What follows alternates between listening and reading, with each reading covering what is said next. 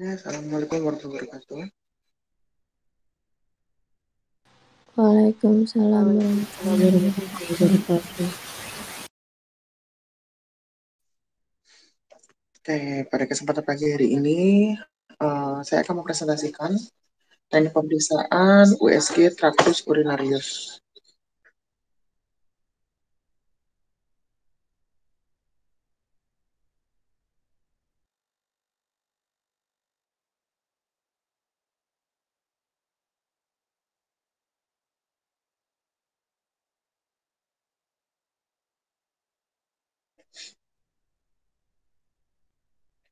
Oke, untuk USG Tractus urinarius sendiri ini meliputi organ ginjal, urinary bladder, kemudian ada prostat untuk pria, dan juga ada uterus untuk wanita.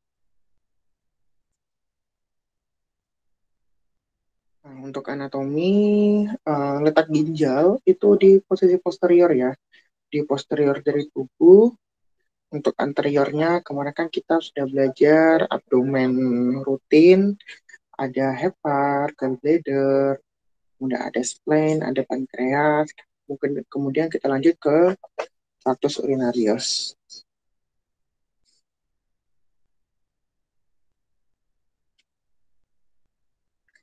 Untuk persiapan alat, alat yang digunakan itu masih sama transducernya seperti yang kita gunakan, yaitu curved linear transducer. Frekuensi yang digunakan itu rendah dengan FOV luas, kemudian penetrasi soft tissue lebih baik, serta dapat memvisualisasikan objek yang lebih dalam. Ideal untuk scanning abdomen tentang frekuensinya 2-5 MHz. Oke, kalau kemarin posisi transducer hanya ada dua yang saya tampilkan, pada USG kali ini, Tractus urinarius kita menggunakan tiga posisi potongan gitu. Yang pertama itu ada potongan transversal. Potongan transversal itu transducer melintang tubuh, memotong potongan supero inferior sehingga didapatkan gambaran aksial atau transversal. Kemudian yang kedua ada potongan koronal. Potongan koronal ini dihasilkan apabila transducer diletakkan sejajar pada MCP tubuh atau mid coronal plane tubuh, sehingga dihasilkan pula potongan koronal. Selanjutnya, longitudinal plane. Longitudinal plane ini akan menghasilkan potongan sagittal apabila diletakkan pada MSP tubuh atau mid sagittal plane. Kelihatannya bedanya ya, yang koronal sama yang sagittal, posisi peletakan transducernya.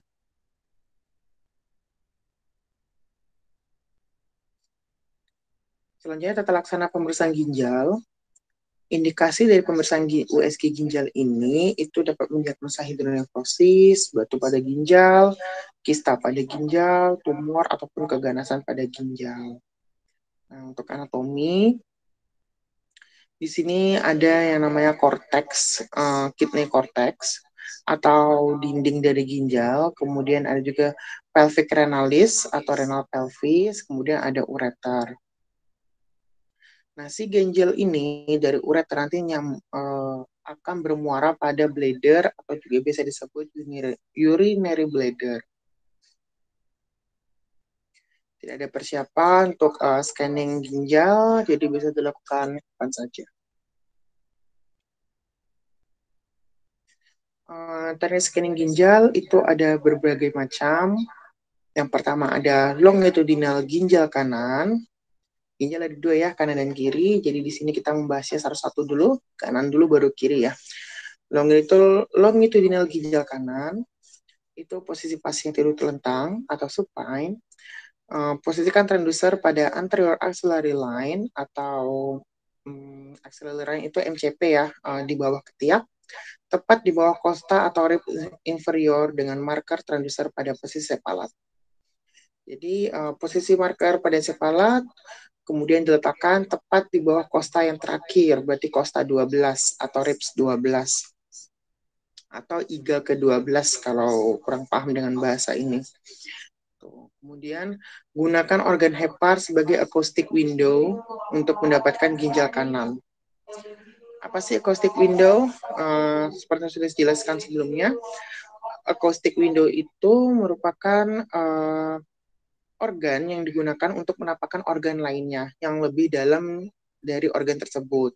Contohnya ginjal kanan yang berada di belakang si hepar. Sehingga kita membutuhkan untuk mendapatkan organ hepar terlebih dahulu, kemudian baru kita bisa mendapatkan organ ginjalnya. Di sini terlihat ada ginjal, di belakangnya hepar. Kemudian sinyal normal dari si ginjal ini, itu kapsul ginjalnya, sinyalnya ekogenik, tampak putih cerah. Kemudian bagian dalam parenkim ginjal korteks itu sinyalnya hipoekoik. Kemudian bagian piramid medular tampak lebih anekoik. Nah, ini yang korteks ginjalnya, ini yang warna putih, yang hiperekoik. Selanjutnya, transversal ginjal kanan. Posisi pasien masih tidur telentang supine, kemudian pada posisi tadi kan kita sudah melakukan tuh untuk ambil longitudinal. Itu tinggal kita putar aja nih. Kita putar transdusernya 90 derajat berlawanan arah jarum jam. Nah, ada yang bisa ngebayangin kenapa harus diputar berlawanan searah jarum jam?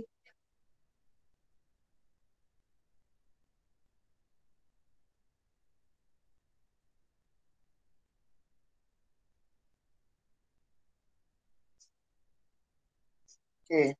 90 derajat berlawanan arah jarum jam itu agar si marker dari transducer itu berada di anterior tubuh. Sehingga side marking dari ginjal itu nggak balik antara anterior dan posteriornya. Kalau diputar searah jarum jam dari posisi awal, itu nanti side marking akan terbalik. Gitu. Kemudian alternatifnya, ginjal kanan juga dapat dilihat dengan cara menempatkan transducer di anterior bawah costal ribs dengan posisi marker ke arah cepalat. Nah, untuk posisi transversal, itu ginjal akan tampak lebih bulat atau rounded dibanding pada posisi longitudinal. Posisi longitudinal dia memanjang, bentuknya menjadi pipi. Pada posisi transversal dia bentuknya membulat. Lanjut, kita ke longitudinal ginjal kiri. Nah, pada longitudinal ginjal kiri ini, posisi pasien tidur telentang supine. Namun terkadang dibutuhkan posisi rect lateral decubitus atau RLD untuk mendapatkan ginjal kirinya. Gitu. Kemudian posisikan transducer pada posterior kiri mid axillary pada costal inferior dengan posisi marker ke arah sepalat.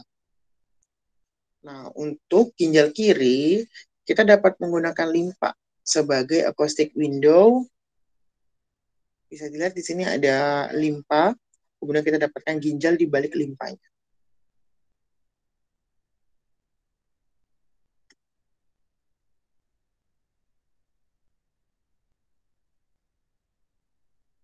Selanjutnya, transversal ginjal kiri.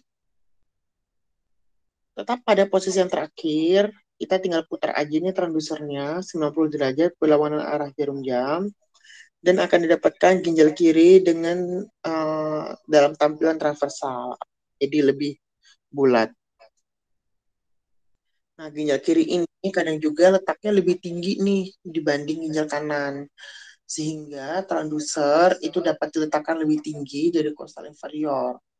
Atau dapat juga diletakkan di ruang intercostal ke-10 atau namanya itu intercostal space gitu. Jadi di antara kostak 10 dan 11 gitu. Karena memang ginjal kiri ini posisi letaknya lebih tinggi. Lalu pada scanning ginjal ini apa aja sih yang kita nilai gitu. Untuk penilaian USG ginjal ini saya melakukan yang dewasa saja ya, karena kalau yang untuk anak itu dia relatif berubah ukurannya.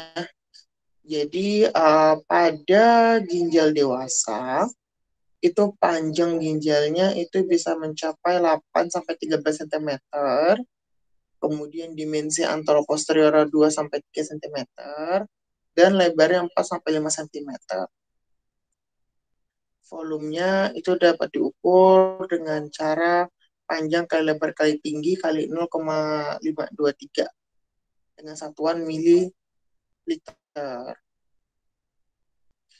Nah, korteks ginjal itu tebal dindingnya 1 cm atau lebih. Ini cara ngukur ginjalnya ya. Untuk menarik titiknya, titik terpanjang dari anteroposterior, kemudian lebarnya.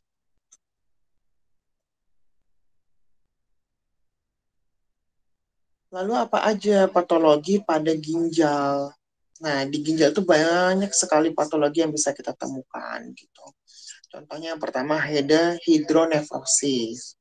Hidronefrosis ini merupakan akumulasi cairan pada pelvic renalis gitu. Kenapa bisa hidronefrosis? Ya karena ada patologi.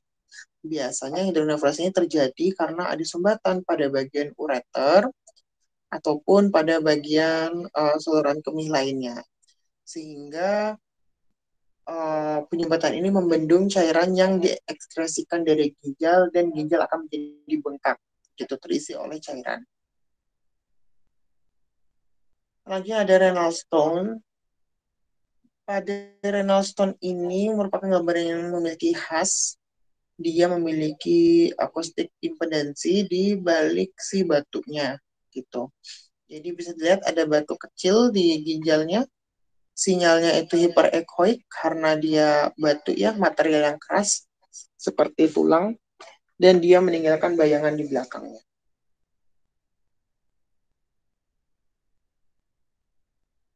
Selanjutnya ada renal mass. Renal mass atau massa pada ginjal ini bisa ditemukan juga dengan USG, namun biasanya nanti dikonfirmasi kembali dengan CT urologi kontras ataupun MRI urografi gitu ya. Jadi si USG ini hanya sebagai screening awal sebelum kita lanjut ke modalitas yang lebih mumpuni untuk mendeteksi patologi ini. Bisa dilihat sign-nya, ada sign liver, di balik liver ada RK atau right kidney, selanjutnya ada M atau mass. Dan massa ini menempel tepat di korteks ginjal atau dinding ginjal. Selanjutnya ada renal cyst. Nah, bedanya apa nih renal cyst dengan hidronefrosis gitu? Kalau hidronefrosis itu pembendungan pada muara atau pelvic renalisnya, kalau renal cyst ini terjadi di korteks ginjalnya atau di dinding ginjal. Nah, ini dinding ginjalnya itu ada anekoik, sinyal-sinyal anekoik yang menandakan kista atau kis gitu. Atau gambar yang bawah nih yang lebih jelas nih. Ini dindingnya, kemudian ada kista-kista, multiple kis kalau di bawah. Sekilas gambarnya mirip dengan hidronefrosis, tapi letak anekoiknya itu berbeda. Selanjutnya, bagaimana dengan pasien yang sudah gagal ginjal? Apakah dapat bisa di USG? Tentu bisa. Nah, ini gambar terakhir menunjukkan chronic renal failure atau gagal ginjal kronis. Nah, pada pasien gagal ginjal kronis ini, right kidney maupun left kidney itu tidak bisa menampilkan sinyal normal dari si pelvic renalisnya. Atau dalam artian ginjal itu memberikan sinyal sonografi yang sama atau homogen. Harusnya dia kan heterogen tadi ya, ada yang anekoik, ada hyperechoic. Nah, ini dia warnanya, sinyalnya itu iso intens semua gitu. Kita tidak bisa membedakan mana pelvic renalisnya, mana korteksnya, dan mana medulernya.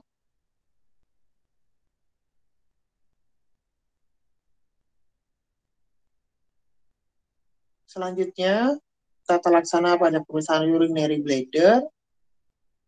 Urinary bladder atau disingkat juga dengan UB, itu biasa kita mencari batu pada UB, kemudian sistitis atau infeksi pada dinding UB, dan juga karsinoma atau keganasan pada UB. Untuk persiapannya, pasien harus tahan pipis hingga UB penuh agar dapat dievaluasi. Gitu. Jika UB-nya kosong, itu kita tidak bisa membedakan apakah nantinya ada benjolan itu sebagai tumor atau bukan. Gitu. Jadi kita butuh UB dalam keadaan penuh agar dapat dievaluasi. Kemudian UB yang penuh ini juga dapat menjadi acoustic window untuk melihat organ prostat dan juga uterus.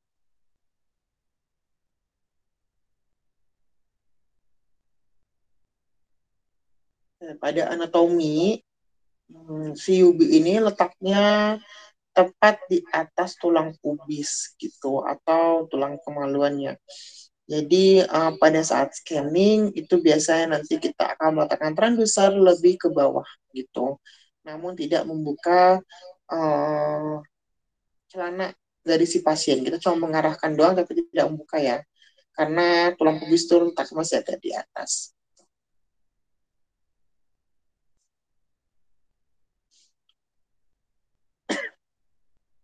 Nah, kemudian teknik scanning untuk urinary bladder ini itu ada dua, ada transversal dan juga ada longitudinal.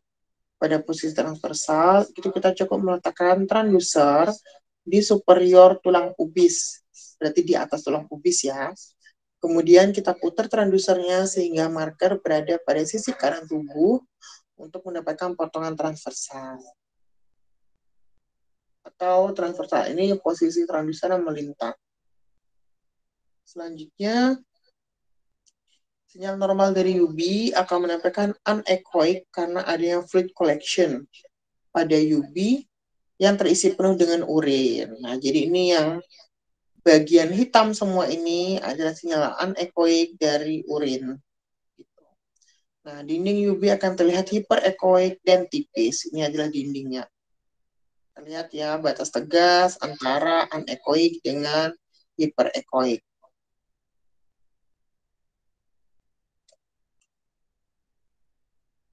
Kemudian posisi lainnya lagi itu adalah longitudinal. Longitudinal ini akan menghasilkan potongan sagital pada UB. Caranya itu cukup memutar searah jarum jam transducer, kemudian marker diarahkan ke arah sepalat tubuh pasien dan didapatkan gambaran longitudinal atau sagital.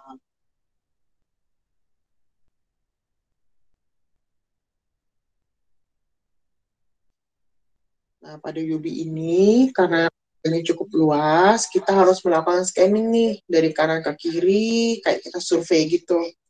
Nanti jika terlihat patologi, baru kita capture.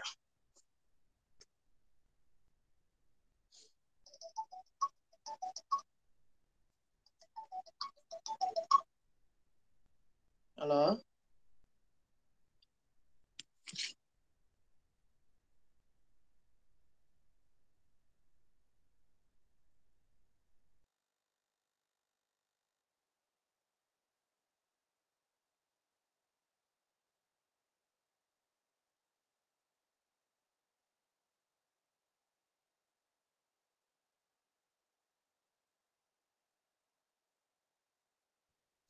Sorry, lanjut lagi. Oke, lalu bagaimana kita mengukur nih si UB-nya gitu. Nah, di sini ada contoh cara pengukurannya, ada titik A dan titik B, serta juga titik C. Itu untuk mendapatkan volume UB itu bisa dengan cara panjang kali lebar kali tinggi kali 0,52 dengan satuan mililiter. Kapasitas penampungan UB itu 150 sampai 600 mililiter. Dinding UB itu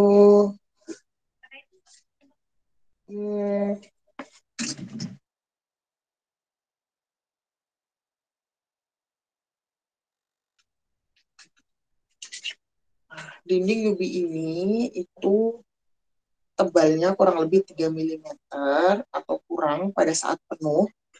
kemudian 5 mm atau kurang pada saat kosong. Kenapa tebalnya itu berbeda pada saat penuh dan kosong? Karena pada saat penuh itu, makasih ya Kak, karena pada saat penuh itu dindingnya akan lebih meregang, sehingga ketebalan dari dinding itu menjadi lebih tipis gitu. Sedangkan pada saat kosong, dindingnya itu kan akan mengkerut. Nah, kalau mengkerut itu nanti ketebalan dindingnya dapat terukur tuh kurang lebih 5 mm. Nah, oleh sebab itu kita mengharuskan pasien ini UB-nya harus penuh nih agar bisa kita evaluasi. Karena kalau UB tidak penuh nanti takutnya rancu dengan hasil pengukuran pada saat UB kosong gitu. Karena dinding UB yang tebal itu mengindikasikan adanya sistitis atau peradangan pada dinding UB. Nah, ini sonopatologi pada UB. Yang pertama ada UB mesh atau massa pada UB. Terlihat sangat jelas ya kalau UB ini enaknya ya. Ini terlihat banget nih sinyal anekoik, kemudian ada yang gelantungan nih di dinding bagian atasnya nih. Tadi bagian anteriornya gitu. Nah, ini adalah massa pada UB. Kemudian karsinoma atau keganasan atau malignansi atau cancer pada UB. Nah, kalau cancer itu bentuknya seperti ini nih, seperti plak di dinding UB. Kemudian bagaimana kalau batu di UB? Nah, ini batu nih, warnanya sinyalnya hiperekoik, sama seperti sinyal batu pada ginjal ya. Kemudian adanya akustik impedansi di belakang si batunya. Terakhir sistitis atau peradangan pada UB. Nah, ini bisa dilihat nih peradangan, kalau peradangan itu dinding UB menebal gitu. Nanti diukur nih, ini kalau lebih dari 5 mm berarti sudah dipastikan adalah peradangan. Makanya kita mengharuskan pasien itu untuk belit pipis nih, biar kita gampang evaluasi jadi nggak rancu.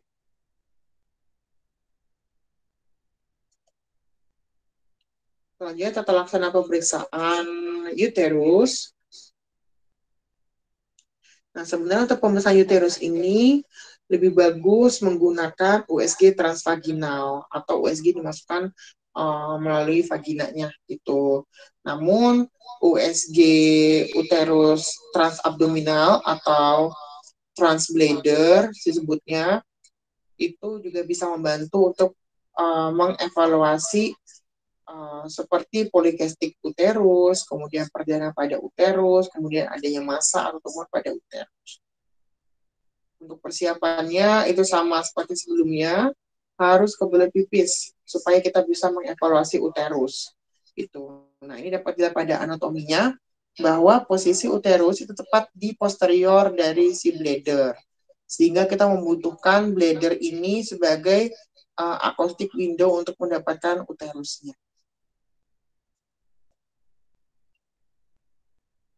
Ada beberapa jenis teknik scanning transabdominal uterus. Itu yang pertama ada potongan transversal. Pada potongan transversal ini sama hal dengan scanning UV, transducer diletakkan di superior tulang pubis dan putar transducer sehingga marker berada pada sisi kanan tubuh pasien.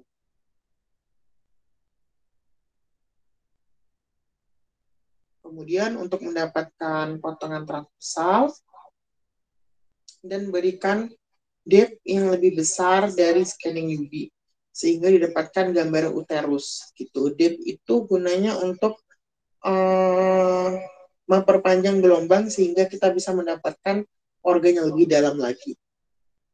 Kemudian sinyal normal dari uterus ini akan terlihat hiperekoik dan bentuknya bulat pada dindingnya karena kita mengambil gambaran aksial atau transversal.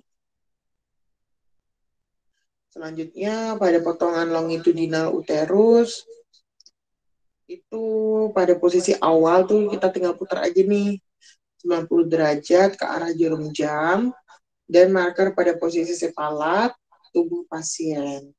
Maka akan didapatkan gambaran potongan longitudinal atau sagittal.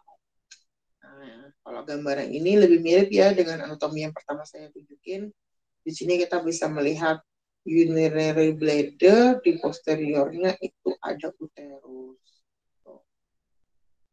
Uh, Tampak uterus tetap berada di posterior UB dan tervisualisasi dengan baik. Lalu apa sonopatologi pada uterus? Yang paling gampang ditemukan itu adalah uterus mass ya, atau massa pada uterus. Nah, nanti massa pada uterus akan dievaluasi kembali nih dengan menggunakan MRI abdomen bawah ataupun CT scan abdomen bawah untuk mengevaluasi infiltrasi dari si tumornya ini sampai kemana. Oke, terakhir, tata laksana pada pemeriksaan prostat. Nah, untuk pemeriksaan prostat ini dilakukan dengan menggunakan lebih bagusnya itu menggunakan USG transrektal atau probe USG dimasukin ke anus si pasien gitu. Namun USG transabdominal untuk prostat itu juga bisa menampakkan atau membantu mengevaluasi BPH atau benign prostate hyperplasia. Ini merupakan patologi yang sangat umum terjadi pada pria yang sudah dewasa atau sudah lansia ya, itu biasanya terjadi BPH. Kemudian bisa juga evaluasi dini pada kanker prostat. Untuk persiapannya, tahan pipis hingga UV terasa penuh, sehingga kita bisa menggunakan UV sebagai acoustic window untuk mendapatkan prostat.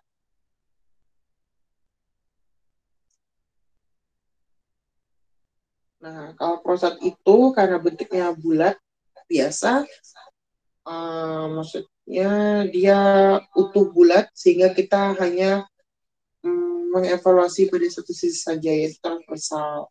Nah, pada posisi transversal ini posisinya sama seperti kita mau scanning uterus, cukup letakkan transducer di atas di superior pubis, kemudian kita putar hingga markernya berada pada berada pada sisi kanan tubuh pasien, sehingga kita bisa mendapatkan gambaran transversal. Sinyal normalnya itu prostat akan terlihat hiperekoik dan bentuknya bulat pada dindingnya.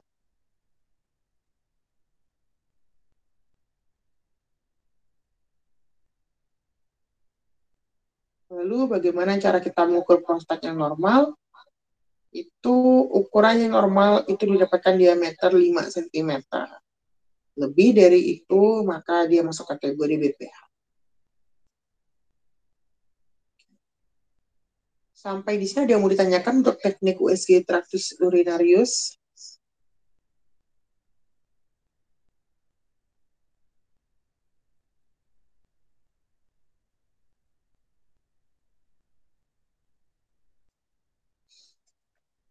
Rencananya besok pagi saya akan ngisi lagi. Saya mau ngabisin materi. Jadi besok rencananya saya akan masuk untuk materi materi ini USG obstetric and gynecology atau USG pada kehamilan pada trimester 1. Kemudian nanti kita lanjut lagi trimester 2 dan trimester 3. Sehingga untuk opsinya nanti lengkap ya USG-nya ya. Harapannya jika memang nanti pada saat teman-teman bekerja itu tidak ada sonografer, itu bisa teman-teman yang mengerjakan. Gitu. Ada yang mau ditanyakan? Silahkan. Atau saya terlalu cepat menjelaskannya, boleh ditanyakan kembali yang kurang jelas di bagian.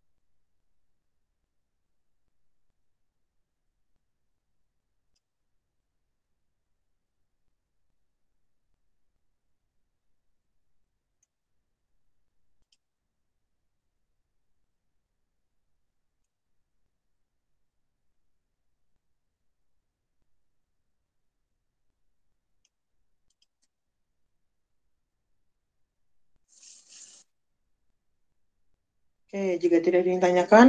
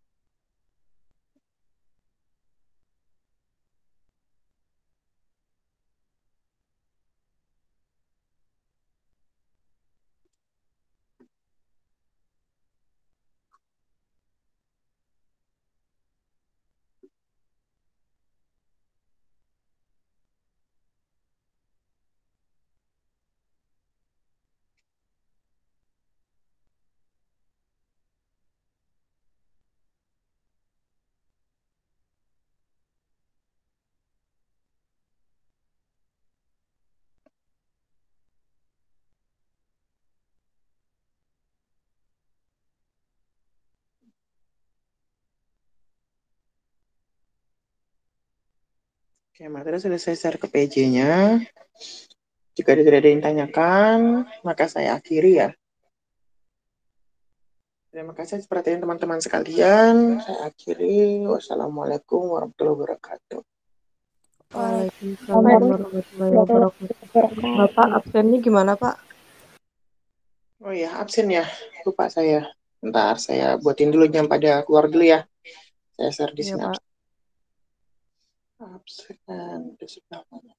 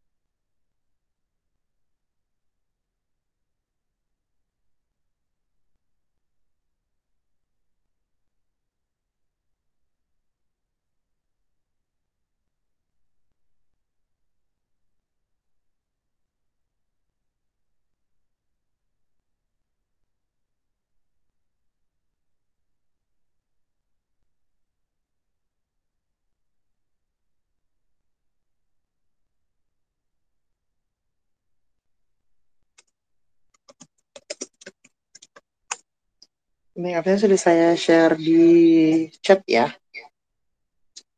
Silakan absen.